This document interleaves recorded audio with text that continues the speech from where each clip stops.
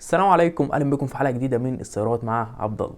النهارده هنتكلم عن واحده من العربيات العائليه اللي محبوبه جدا واللي هتلاقيها منتشره في سوق مصر بشكل كبير، وهي الكيا كارنز 2010. فلو حابب تعرف مميزات وعيوب العربيه دوس اعجاب واشترك في القناه، ويلا نبدا الريفيو بتاعنا.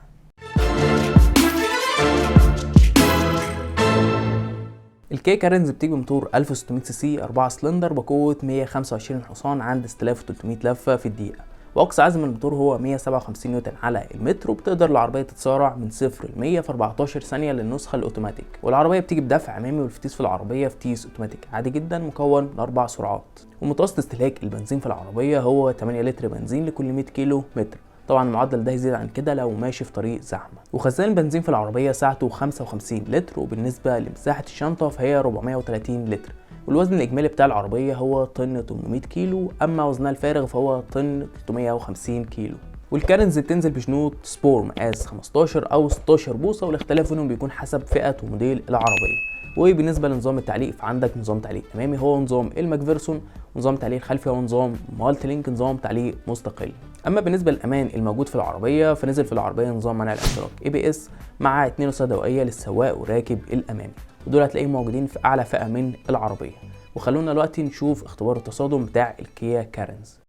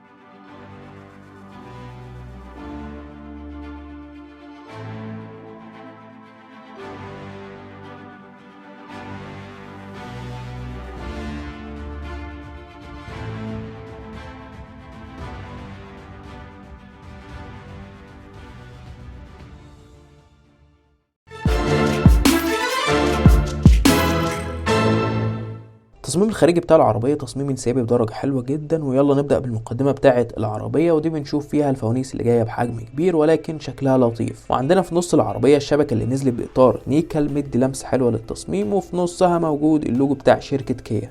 والاكسدام بتاع العربية بيجي بتصميمه المتواضع، وموجود فيه أماكن لفوانيس الضباب بالإطار الأسود بتاعها. وعندك كمان المكان بتاع فتحات التهوية السفلية، وده مدي الاكسدام لمسة شيك. وتصميم جناب العربية تصميم هادي، وفي البيبان بتاعة العربية من تحت فيه جرايد بلاستيك.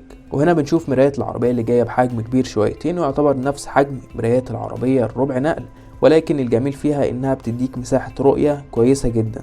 وموجود في المرايات غمازات بتنور مع الإشارات، ودي بتدي شكل جميل بالليل.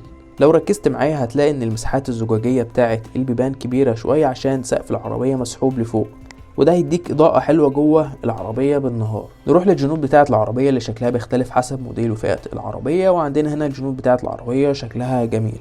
نروح بقى للتصميم الخلفي بتاع العربية، وده بيتميز بشكله المتناسق. وعلى السقف بتاع العربية بنشوف سبويلر موجود فيه الستوب اللي بينور مع الفرامل، وتحت موجود المساحة الخلفية. وبنشوف الفوانيس اللي جايه بالطول بشكلها اللطيف ونزلت باضاءه هالوجين. واكسدام العربيه موجود فيه حساسات للركن، ومن الحاجات الحلوه في الاكسدام هو الديفيوز اللي ضايف لمسه مميزه للاكسدام.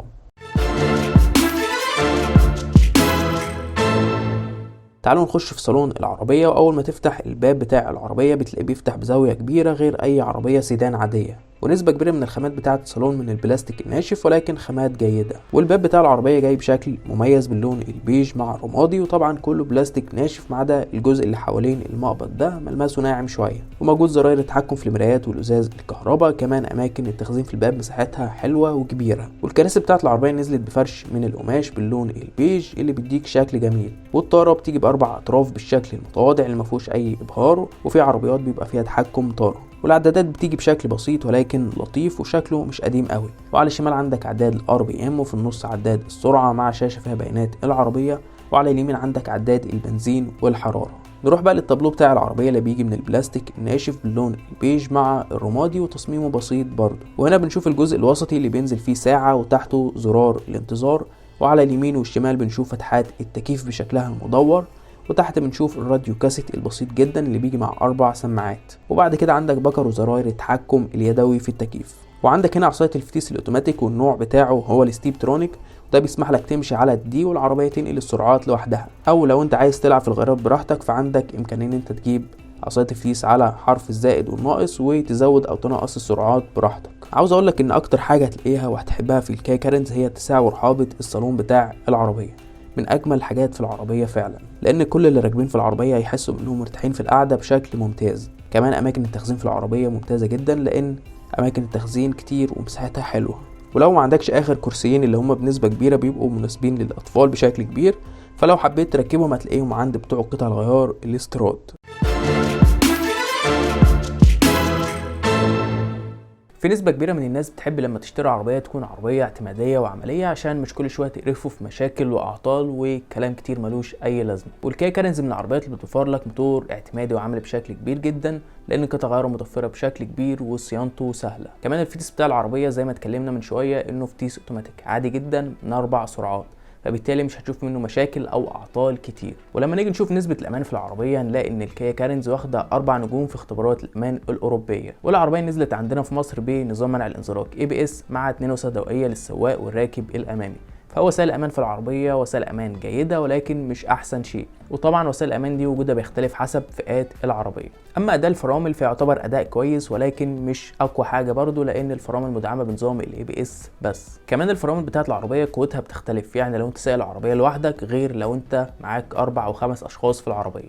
لان لو انت سايق العربيه لوحدك هتلاقي الفرامل تستجيب معاك بشكل سريع وقوي، لكن في حاله ان انت معاك 4 افراد كمان في العربيه هتلاقي الفرامل ضعفت شويه، لان قوه الفرامل بتضعف كل ما الوزن يزيد جوه العربيه. لو كملت الفيديو لغايه هنا ما تنساش دعمنا بالاعجاب والاشتراك في القناه. لما نروح لشنطه العربيه نلاقي ان المساحه بتاعتها 430 لتر، ودي مساحه حلوه هتقدر تشيل فيها الحاجات اللي انت عايزها باحجام متوسطه، ده لو معاك ركاب في العربيه. اما لو انت راكب العربيه لوحدك فعندك امكانيه ان انت تنزل ظهر الكنبه، فبالتالي المساحه بتاعت الشنطه بتوسع معاك لغايه 2000 لتر تقريبا. وبكده هيبقى عندك امكانيه ان انت تحمل اي حاجه حجمها كبير في شنطه العربيه زي عجله مثلا او غسالة. والجميل في شنطة العربية هي ان المدخل بتاع الشنطة مفيش حافة واطية وحافة عالية زي معظم العربيات سيدان، لا الحافة مستوية، فبالتالي دخول وخروج اي حاجة من الشنطة بيكون سهل جدا. لو انت من الناس اللي بتحب تمشي على سرعات عالية فاحب اقول لك ان الكارنز هتكون ثابتة معاك بشكل كويس جدا على الطريق السريع لغاية 130 و140 كم في الساعة بشكل كويس من غير اي مشاكل او قلق. كمان العفشه بتاعت العربيه بتتميز بالنعومه بتاعتها وان هي بتكون طريه، فبالتالي ده يديك احساس بالارتياح وانت سايق العربيه، لان تعاملها مع المطبات والشوارع المكسره بيكون لطيف، فبالتالي انت ما بتحسش بيه بشكل ملحوظ جوه صالون العربيه. وده بيحصل بفضل نظام التعليق الخلفي اللي هو نظام المالتي لينك. تعالوا نبص على اكتر حاجه بتخلينا ننتعش في الجو الحر وهي تكييف العربيه. لما نتكلم على الاداء بتاع التكييف هنلاقي ان اداؤه جيد جدا في التبريد، ولكن التكييف لما بيشتغل بيأثر شويه على الموتور من حيث التسارع والاستجابه بتاعه العربيه معاك، وبالاخص لو معاك ناس كتير في العربيه.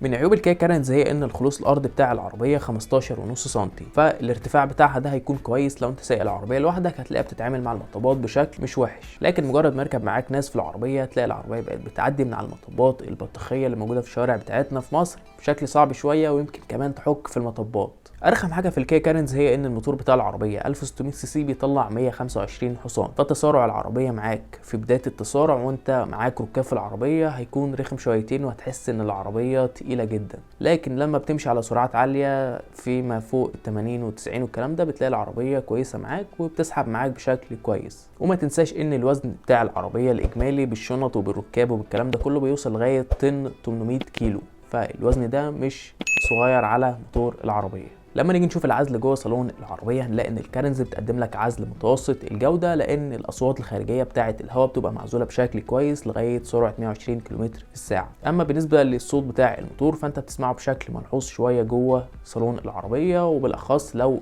تتسارع بشكل عنيف. بالنسبه لاستهلاك البنزين في الكيا كارنز فهو استهلاك معقول بالنسبه لموتور 1600 سي سي، لكن لو انت جاي هنا عشان توفر في استهلاك البنزين فالكلام ده مش هيكون مع الكيا كارنز، لان متوسط استهلاكها للبنزين بيكون 7.5 او 8 لتر بنزين لكل 100 كيلو متر، وده بيكون على الطرق المفتوحه اللي ما فيهاش زحمه كتير. اما جوه البلد فالاستهلاك ممكن يوصل معاك لغايه 10 او اكتر من 10 لتر بنزين لكل 100 كيلو متر حسب حاله الطريق.